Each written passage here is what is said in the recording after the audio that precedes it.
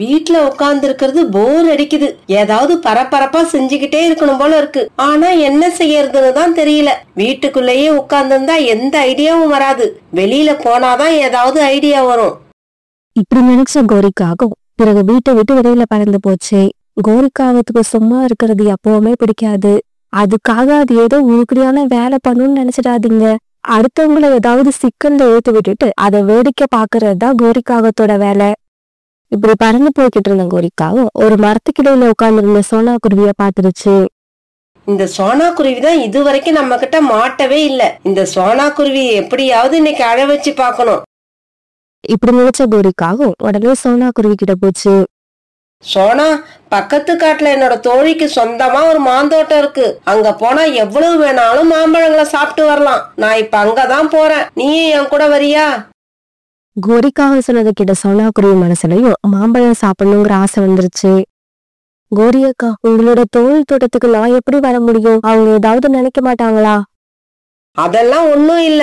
அவ என்னோட class friend தான். எத்தனை பேர் அழைச்சிக்கிட்டு போனாலும் ஒன்னும் சொல்ல மாட்டா. அதுவும் நீ என் கூட வந்தா அவ ரொம்ப சந்தோஷப்படுவா. கோரிக்காக சொன்னது எல்லாம் உண்மைன்னு நம்ம சோனா குருவி கோரிக்காகத்து கூட பக்கத்து காட்டை நோக்கி பறந்து போச்சு. இப்படி ரொம்ப தூரம் பறந்து போனதுக்கு அப்புறம் அவங்க பக்கத்து காட்டுக்கு போய் சேர்ந்துட்டாங்க. அங்க ஒரு பெரிய அழகான மாந்தோட்டம் இருந்துச்சு. இவங்க அந்த மாந்தோட்டத்துக்கு போறப்ப அந்த மாந்தோட்டத்துல யாருமே இல்ல. நல்ல வேலை, கழுகு அக்கா இப்ப இங்க இல்ல. ஒரு வேலை இப்ப இருந்திருந்தா நம்ம காரியமே கெட்டு போயிருக்கும். கோரி அக்கா, உங்களோட தோழி எங்க? இந்த தோட்டத்துல யாரையுமே காணோம். சோனா, அவ இங்கதான் எங்கேயாவது வெளியே போயிருப்பா. வா, நாம மாம்பழத்தை சாப்பிடுவோம். நாம இந்த தோட்டத்தை விட்டு கிளம்புறதுக்குள்ள அவ எப்படியாவது இங்க வந்துருவா. அவ வந்த உடனே நான் உனக்கு அவளை அறிமுகப்படுத்தி வைக்கிறேன். அப்புறம் அவ காவலுக்கு ஒரு கழுக போட்டு இருக்கிறதா என்கிட்ட சொன்னான். அந்த கழுக கூட காணும். என் தோழி வந்த உடனே இந்த கழுக பத்தி ரிப்போர்ட் பண்ணணும். பிறகு கோரிக்காவும் சோனா குருவியும் அந்த மரத்துல இருந்த மாம்பழங்களை சாப்பிட ஆரம்பிச்சாங்க. சோனா குருவிக்கு இந்த மாந்தோட்டம் ஒரு கழுகுக்கு சொந்தமானதுன்னு தெரியாது. அதனால அது எந்த கவலையும் இல்லாம சாப்பிட்டுக்கிட்டு இருந்தது. ஆனா கோரிக்காகத்துக்கு இந்த உண்மை தெரிஞ்சதால கழுகு எப்ப வருமோன்னு ரொம்ப கவனமா பாத்துக்கிட்டே இருந்துச்சு. இந்த சமயத்துல ஏதோ ஒரு வேலையா வெளியே போயிருந்த கழுகக்கா தன்னோட தோட்டத்துக்கு திரும்பி வந்துகிட்டு இருந்தது. கழுகக்கா இப்படி பறந்து வராத கோரிக்காவை தூரத்திலேயே பாத்துருச்சு. உடனே கோரிக்காவை சோனா குருவி கிட்ட எதுவும் சொல்லாம அந்த இடத்த விட்டு பறந்து போயிடுச்சு. கழுகு வந்து தான் பக்கத்துல உட்கார்ந்துருக்கவங்க கூட கவனிக்காம பழத்தை சாப்பிட்டுக்கிட்டு இருந்த சோனா குருவி இப்பதான் மெதுவா நிமிர்ந்து அந்த கழுகை பாத்துச்சு. ஏய் குருவி, உனக்கு எவ்வளவு தைரியம்? நான் வந்து உக்காந்து இருக்கிறத கூட கவனிக்காம பொறுமையா பழத்தை சாப்பிட்டுக்கிட்டு இருக்க. பழத்தை திருடி திங்கிற உனக்கு இவ்வளவு தைரியம் இருக்கும்னு நான் நினைக்கவே இல்ல. இல்ல கழுகக்கா, நான் திருடி திங்கல. என்னோட தோழி கோரி அக்கா தான் என்ன இங்க அழைச்சிட்டு வந்தாங்க. அப்புறம் நீங்க இங்க செக்யூரிட்டியா வேலை செய்யறதா அவங்க ஏற்கனவே என்கிட்ட சொல்லியிருக்காங்க. உங்களோட ஓனர் கோரி அக்காவோட ஃப்ரெண்டு. அதனால நாங்க மாம்பழம் சாப்பிடறத பத்தி நீங்க உங்க ஓனர் கிட்ட சொன்னா கூட அவங்க எதுவும் சொல்ல மாட்டாங்க. ஓஹோ, அப்படியா விஷயம்? அது சரி, உன்னோட தோழி கோரிக்காக எங்க? கோரியக்காவா? கோரியக்கா இங்கதான் உட்கார்ந்து இருந்தாங்க. கோரியக்கா, கோரியக்கா, கோரியக்கா, நீங்க எங்க போயிட்டீங்க? என்ன பார்த்த உடனே உன்னோட கோரியக்கா ஓடி போயிருக்கும். இத்தனை நாள் தனியா இங்க வந்து திருடி தின்ன அந்த காகம் இன்னைக்கு உன்னையும் கூட அழைச்சிக்கிட்டு வந்திருக்கா. நீ மாம்பழம் தின்னதை கூட நான் மன்னிச்சிடுவேன். ஆனா இந்த தோட்டத்துக்கு ஓனரான என்ன பார்த்து செக்யூரிட்டின்னு சொன்ன பாரு, அதுக்காக உனக்கு நான் தண்டனை கொடுத்தே தீருவேன். கழுகக்கா, தயவு செய்து நான் செக்யூரிட்டின்னு சொன்னதை தப்பா நினைக்காதீங்க. அந்த கோரியக்கா சொன்னதுதான் அப்படியே உங்ககிட்ட சொன்னேன். நான் சொன்னது தப்புனா என்ன மன்னிச்சிடுங்க. இங்க பாரு குருவி, எதையாவது பேசி நேரத்தை வீணாக்காத. அதோ அங்க ஒரு வாளி இருக்கு பாரு. அந்த வாளியில தண்ணீரை நிரப்பி எல்லா மரத்துக்கும் தண்ணி ஊத்து. இன்னைக்கு சாயங்காலம் வரைக்கும் நீ இந்த வேலையை செய்யணும். அதுதான் உனக்கு தண்டனை.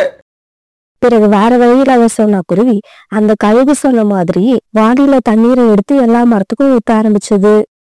சோனா குருவி ஒரே ஒரு மாம்பழத்தை சாப்பிட்டதுக்காக அந்த கழுகோட தோட்டத்துல சாயங்காலம் வரைக்கும் தண்ணி ஊத்திக்கிட்டு இருந்தது. இந்த மாதிரி சாயங்காலம் வரைக்கும் தண்ணி ஊத்துறதால சோனா குருவியோட உடம்புறமும் களைச்சு போயிடுச்சு. கழுகக்கா, சாயங்காலம் ஆயிடுச்சு, நான் வீட்டுக்கு கிளம்பலாமா? தாராளமா கிளம்பலாம். இருந்தாலும் ஒரு விஷயத்த மனசுல வச்சுக்கோ.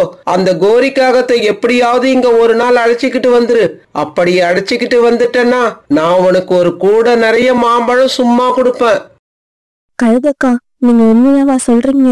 எனக்கு நீங்க மாம்பழம் கூட கொடுக்க வேண்டாம். ஆனா நான் அந்த கோரி அக்காவை எப்படியாவது இங்க அழைச்சிட்டு வந்துடுறேன். என்னை எப்படி இங்க கோரி அக்கா ஏமாத்தி அழைச்சிட்டு வந்தாங்களோ அதே மாதிரி கோரி அக்காவை நானும் அழைச்சிட்டு வரேன். இப்படி சொல்ல சோனா குருவி பிறகு தன்னுடைய காட்டை நோக்கி பறந்து போச்சு. இப்படி பறந்து போன சோனா குருவிய வழியில ஒரு இடத்துல உட்கார்ந்திருந்த கோரிக்காவை சந்திச்சது. சோனா, என்னோட தோழிய பாத்தியா? என்னோட தோழி உன்கிட்ட எப்படி பேசினா?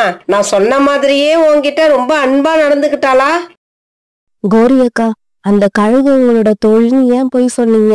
நான் உங்களை பத்தி அவங்க கிட்ட சொன்னேன். ஆனா அவங்களுக்கு உங்களை யாருன்னே தெரியல. இருந்தாலும் அவங்க என்கிட்ட நல்லாதான் பேசினாங்க. என்ன அவங்களுக்கு ரொம்பவும் பிடிச்சு போயிடுச்சு. அப்புறம் மத்தியானம் என்ன அவங்க வீட்டுக்கு அழைச்சிட்டு போய் எனக்கு சாப்பாடு கூட கொடுத்தாங்க. சோனா குருவி சொன்னது எல்லாம் கேட்ட கோரிக்காவும் அதிர்ச்சி ஆயிடுச்சு. அப்படியா? ஆமா, என்ன அங்க கொண்டு போய் விட்டுட்டு நீங்க எங்க போயிட்டீங்க? நீங்க அப்படி போனதால ஒரு அருமையான மதியான சாப்பாட்டை மிஸ் பண்ணிட்டீங்க. சோனா, உண்மையிலேயே அந்த கழுகு என்னோட தோழி கிடையாது. நான் உன்னை பொய் சொல்லிதான் அழைச்சிக்கிட்டு போனான். இருந்தாலும் ஏதோ ஒரு காரணத்தால உன்னை அவங்களுக்கு பிடிச்சு போச்சுன்னு நினைக்கிறேன். இப்படி எல்லாம் நடக்கும்னு தெரிஞ்சிருந்தா நானும் அங்கேயே இருந்திருப்பேன். சரி, நடந்ததை விடுங்க. நாளைக்கு கூட என்ன அவங்க வீட்டுக்கு கூப்பிட்டு இருக்காங்க. ஏதோ நிறைய பழங்களை வச்சு எனக்கு ஃப்ரூட் அல்வா செஞ்சு தரேன்னு சொன்னாங்க. என்னது, ஃப்ரூட் அல்வாவா? சோனா சோனா, நான் இது வரைக்கும் ஃப்ரூட் அல்வா சாப்பிட்டதே இல்ல. நானும் உன் கூட வரேன். என்னையும் அழைச்சிக்கிட்டு போ. கோரி அக்கா, நீங்க எனக்கு கெட்டதை நினைச்சு என்ன அழைச்சிட்டு போனா கூட அது எனக்கு நல்லதாதான் முடிஞ்சிருக்கு. அந்த கழுகக்காவோட நட்பு கிடைச்சதை நினைச்சு நான் ரொம்ப சந்தோஷப்படுறேன். இதுக்கெல்லாம் காரணம் நீங்கதான். அதனால நாளைக்கு நான் போறப்ப உங்களையும் அழைச்சிட்டு போறேன். இப்படி சொல்ல சோனா குருவி பிறகு தன்னுடைய வீட்டை நோக்கி பறந்து போயிடுச்சு. மறுநாள் காலையில சீக்கிரமாவே கோரிக்காக சோனா குருவி வீட்டுக்கு வந்துருச்சு.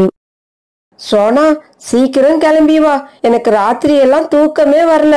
இன்னைக்கு நம்ம சாப்பிட போற ஃப்ரூட் அல்வாவை நினைச்சா எனக்கு தூக்கமே வர மாட்டேங்குது. பிறகு சோனா குருவியும் கோரிக்காவும் பக்கத்து காட்டை நோக்கி பறந்து போனாங்க. பக்கத்து காட்டுல உள்ள மாந்தோட்டத்துக்கு போன சோனா குருவி அங்க இருந்த கழுகோட வீட்டு வாசலுக்கு போய் இப்படி பேச ஆரம்பிச்சது. கழுகக்கா, சீக்கிரம் வெளியில வாங்க. நான் என்னோட தோழி கோரி அக்காவை அழைச்சிட்டு வந்திருக்கேன். இங்க நடக்கிறது எல்லாத்தையும் ஒரு மரத்துக்கு பின்னால மறைஞ்சிருந்து பாத்துக்கிட்டு இருந்த அந்த கழுகு பின்பக்கமா வந்து கோரிக்காகத்தை கெட்டியா பிடிச்சுக்கிச்சு. ஏய் திருட்டுக்காகமே, எத்தனை நாள் என் தோட்டத்துல மாம்பழத்தை திருடி தின்னுட்டு என்னை ஏமாத்திட்டு போயிருக்க. அதுக்கெல்லாம் வட்டியை முதலுமா சேர்த்து இன்னைக்கு வாங்கிக்க போற. இதையெல்லாம் பார்த்த சோனா குருவி சத்தம் போட்டு சிரிக்க ஆரம்பிச்சது. கோரி அக்கா, இன்னும் கொஞ்ச நேரத்துல நீங்க ஃப்ரூட் அல்வா சாப்பிட போறீங்க. ஃப்ரூட் அல்வாவை கொஞ்சமா சாப்பிட்டு எழுந்திரிச்சிடாதீங்க. எவ்வளவு வேணாலும் கேட்டு வாங்கி சாப்பிடுங்க. சோனா, நீ என்னை ஏமாத்திட்ட. நீ எனக்கு துரோகம் பண்ணிட்ட. கோரி, அந்த குருவி உனக்கு துரோகம் பண்ணிடுச்சா? அப்படின்னா நேத்து நீ செஞ்சதுக்கு என்ன அர்த்தம்? உன் கூட வந்த பாவத்துக்காக அந்த குருவி நேத்து சாயங்காலம் வரைக்கும் என்னோட தோட்டத்துல தண்ணி ஊத்துச்சு. அந்த விஷயம் உனக்கு தெரியுமா? இப்படி சொன்ன அந்த கழுகு பிறகு கோரிக்காகத்தை ஒரு மரத்துல தலைக்கீழா கட்டி வச்சது. பிறகு ஒரு பெரிய கம்பு எடுத்து தன்னுடைய கோபம் தீர கோரிக்காகத்தை அடிக்க ஆரம்பிச்சது. இப்படி ரொம்ப நேரம் கோரிக்காகத்தை அடி வைத்து வாங்கின அந்த கழுகு போனா போகுதுன்னு நினைச்சு உயிரோட விழுடுச்சு. இருந்தாலும் கோரிக்காகத்தோட உடம்பு பூரா நிறைய காயங்கள் உண்டாயிடுச்சு. அந்த காயத்தோட பறக்க முடியாம பறந்த கோரிக்காகம் தன்னுடைய காட்டுக்கு திரும்பி வந்துகிட்டு இருந்தது. இந்த சமயத்துல வழியில ஒரு மரத்துல உட்கார்ந்து இருந்த சோனா குருவி இப்படி பேச ஆரம்பிச்சது. கோரி அக்கா, ஃப்ரூட் அல்வா எப்படி இருந்தது? வயிறு முட்டை சாப்பிட்டீங்களா? பத்தலதான் சொல்லுங்க, நாளைக்கும் உங்களை அழைச்சிட்டு போறேன். சோனா குருவி இப்படி சிரிச்சதால ரொம்பவும் அவமானப்பட்ட கோரிக்காகும் அந்த இடத்தை விட்டு வேகமா பறந்து போயிடுச்சு. சோனா குருவியோட வீடும் அவங்க அம்மாவோட வீடும் ஒரே காட்டுக்குள்ளதான் இருந்தது. இருந்தாலும் சோனா குருவியோட வீடு ஒரு மூலையிலேயும் அவங்க அம்மாவோட வீடு இன்னொரு மூலையிலையும் இருந்துச்சு. ஒரு நாள் தன்னோட அம்மாவுக்கு உடம்பு சரியில்லைங்கிற செய்தியை கேட்ட சோனா குருவி அவங்களுக்காக கிச்சடி தயார் பண்ணுச்சு. பியூட்டி, பாட்டிக்கு உடம்பு சரியில்லையா? இந்த டப்பாவில கிச்சடி வச்சிருக்க, இத கொண்டு போய் உங்க பாட்டி கிட்ட கொடுத்துட்டு வா. அம்மா, இந்த டப்பாவை பாட்டி கிட்ட கொடுத்துட்டு இன்னைக்கு ராத்திரி அங்கேயே தங்கிட்டு நாளைக்கு காலையில வரவா? அம்மா அம்மா, நானும் பாட்டி வீட்டுக்கு போறேன். நானும் பாட்டிய பார்க்கணும். குக்கு, நீ எதுக்காக நான் எங்க போனாலும் என் கூடவே வரணும்னு ஆசைப்படுற? அம்மா, இவ வேண்டாம்மா, நான் மட்டும் போயிட்டு வரேன். இங்க பாரு பியூட்டி, பாட்டிக்கு உடம்பு சரியில்லை. இந்த நிலைமையில உங்க 2 பேரையும் அவங்களால மேய்க்க முடியாது. அதனால இந்த கிச்சடியை கொடுத்துட்டு நீங்க 2 பேரும் திரும்பி வந்துடுங்க. அம்மா இப்படி சொன்ன உடனே பியூட்டியும் குக்குவும் அந்த கிச்சடி டப்பாவை தூக்கிட்டு தங்களுடைய பாட்டி வீட்டை நோக்கி பறந்து போனாங்க. இப்படி பறந்து போன இவங்கள வழியில ஒரு இடத்துல காலுக்காகவும் கோரிக்காகவும் தடுத்து நிறுத்தினாங்க. ஏய் பியூட்டி, இந்த டப்பாவுல என்ன இருக்கு? இந்த டப்பாவுல கிச்சடி இருக்கு. எங்க பாட்டிக்கு உடம்பு சரியில்லை, அதனால எங்க அம்மா கிச்சடி செஞ்சு பாட்டி கிட்ட கொடுத்துட்டு வர சொன்னாங்க. பியூட்டி, கோரிக்கு கூட தான் 2 நாளா உடம்பு சரியில்லை. அந்த விஷயம் உனக்கு தெரியுமா? இந்த விஷயம் எனக்கு தெரிஞ்சு என்ன ஆக போகுது? உங்க மனைவியை நீங்க தான் கவனிச்சுக்கணும். சரி, அதெல்லாம் இருக்கட்டும். உங்க பாட்டி வீடு எங்க இருக்கு தெரியுமா? இங்க இருந்து ரொம்ப தூரத்துல இருக்கு. அவ்வளவு தூரம் நீங்க பறந்து போனீங்கன்னா உங்க உடம்பு ரொம்ப களைச்சி போயிடும். உங்க அம்மாவுக்கு உங்க மேல கொஞ்சம் கூட அக்கறையே இல்ல.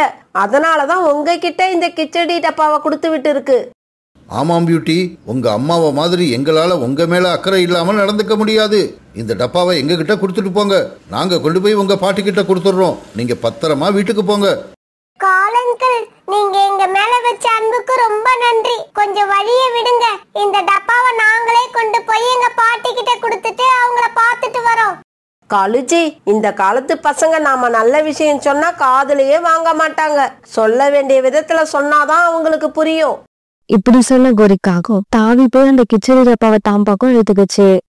இங்க பாருங்க, ஒழுங்கு மரியாதையா வீட்டுக்கு போய் சேருங்க. இந்த கிச்சடியை கொண்டு போய் உங்க பாட்டி கிட்ட நாங்க கொடுத்துறோம். இப்படி சொல்லிட்டு காங்கல் 2 பேரும் அந்த கிச்சடி டப்பாவை தூக்கிட்டு அங்க இருந்து பறந்து போயிட்டாங்க. உடனே என்ன செய்யறதுன்னு தெரியாத பியூட்டியும் குக்கும் அங்கேயே உட்காந்து அழ ஆரம்பிச்சாங்க.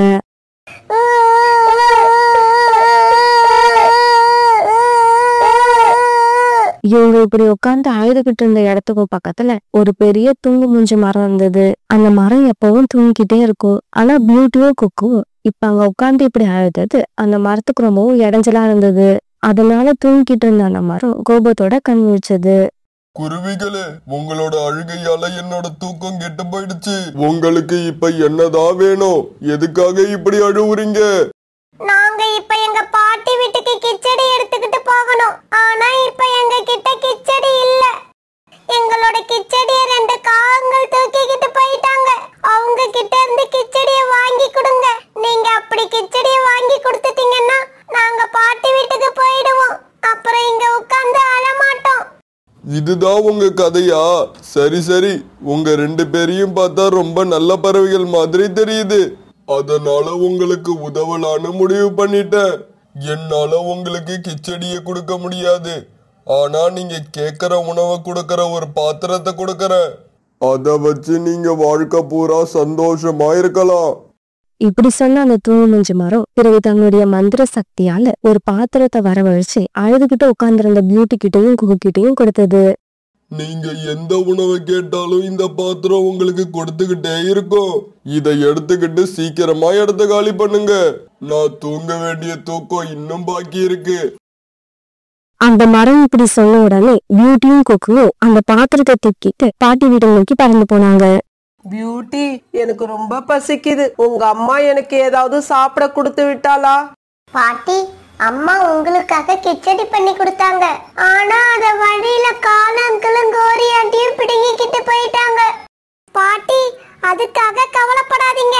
நாங்க வர்ற வழியில ஒரு மரம் எங்களுக்கு இந்த மந்திர பாத்திரத்தை கொடுத்திருக்கு. நாம எந்த உணவை கேட்டாலும் இந்த பாத்திரம் நமக்கு கொடுக்குமா? மந்திர பாத்திரமா? குழந்தைங்களா, என்ன சொல்றீங்க? பாட்டி, உங்களுக்கு கிச்சடி தானே வேணும்? இதோ இப்பவே கிச்சடி வர வச்சு கொடுக்கறேன். மந்திர பாத்திரமே, எங்க பாட்டிக்கு கொஞ்சம் கிச்சடி கொடு. குழந்தைங்களா, கவலைப்படாதீங்க. நீங்க கேட்ட மாதிரியே சுவையான கிச்சடியை இப்பவே கொடுக்கறேன். இப்படி சொன்ன அந்த மந்திர பாத்திரம் உடனே சுவையான கிச்சடியை வர வச்சு கொடுத்தது. இதையெல்லாம் பார்த்து பியூட்டியோட பாட்டி ரொம்பவும் ஆச்சரியமானாங்க. குழந்தைங்களா, வாங்க நாம எல்லாரும் இந்த கிச்சடியை சாப்பிடுவோம். பிறகு இவங்க 3 பேரும் சேர்ந்து அந்த கிச்சடியை சாப்பிட்டு முடிச்சாங்க. சரி, நீங்க இந்த மந்திர பாத்திரத்தை எடுத்துக்கிட்டு சீக்கிரமா வீட்டுக்கு போங்க. அப்பதான் இருட்டுறதுக்குள்ள வீடு போய் சேர முடியும். பாட்டி இப்படி சொன்ன பிறகு குக்கும் பியூட்டியும் அந்த மந்திர பாத்திரத்தை எடுத்துக்கிட்டு தங்களுடைய வீட்டை நோக்கி பறந்து போறாங்க. பசங்களா, பாட்டி எப்படி இருக்காங்க? அவங்க உடம்பு தேவலாமா?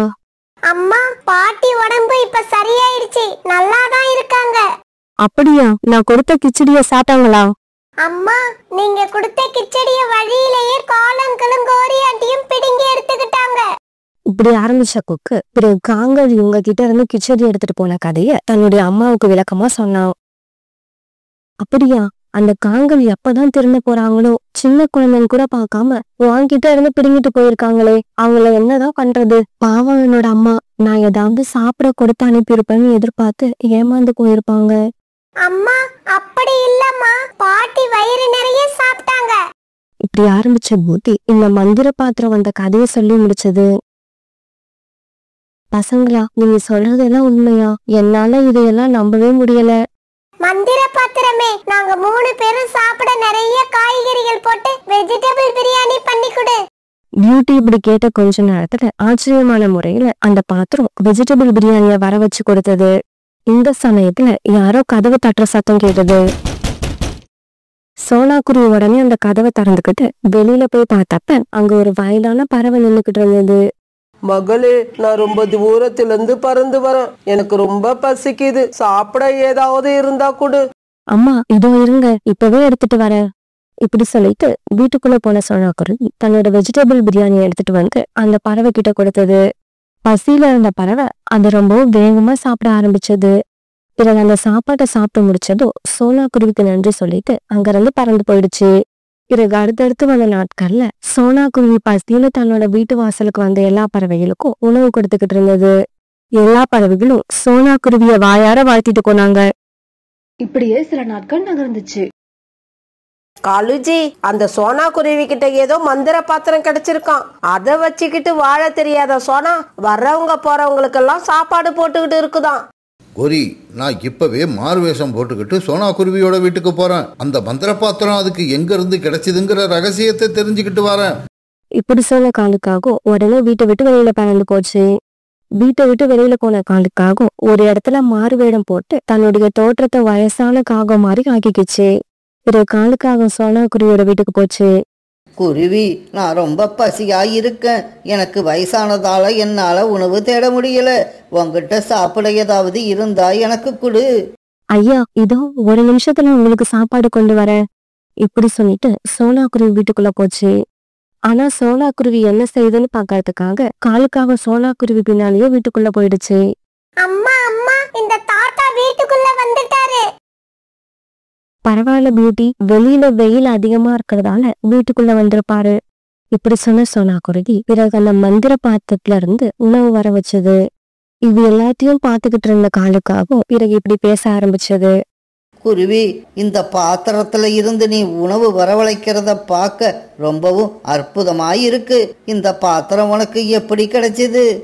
காலுக்காக இப்படி கேட்ட உடனே சோனா குருவி இந்த பாத்திரம் தனக்கு எப்படி கிடைச்சதுங்கிற விவரத்தை காலுக்காகத்துக்கிட்ட சொல்லுச்சு. இதையெல்லாம் கேட்டுக்கிட்ட காலுக்காகவும் பிறகு அந்த சாப்பாடை எடுத்துக்கிட்டு அங்க இருந்து பறந்து போயிடுச்சு.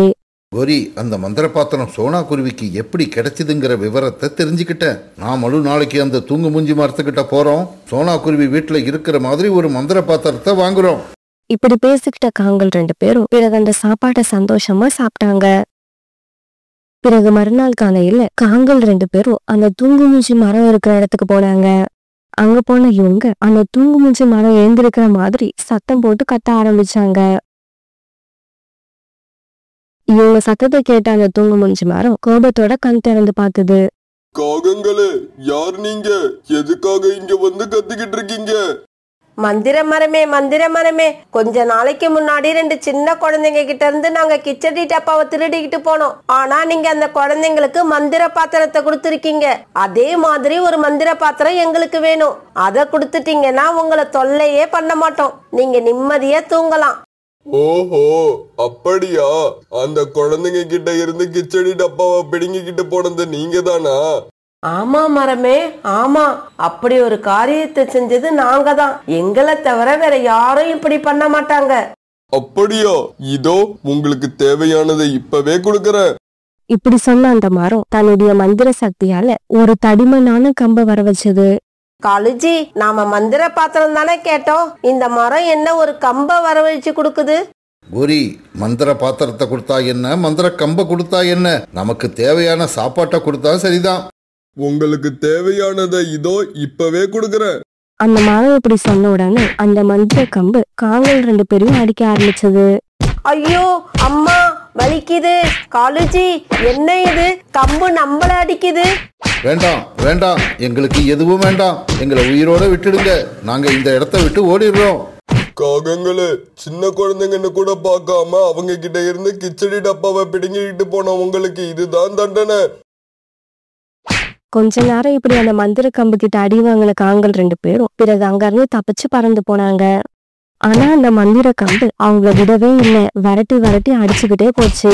எங்களை அடிக்காதீங்க, எங்களை அடிக்காதீங்க.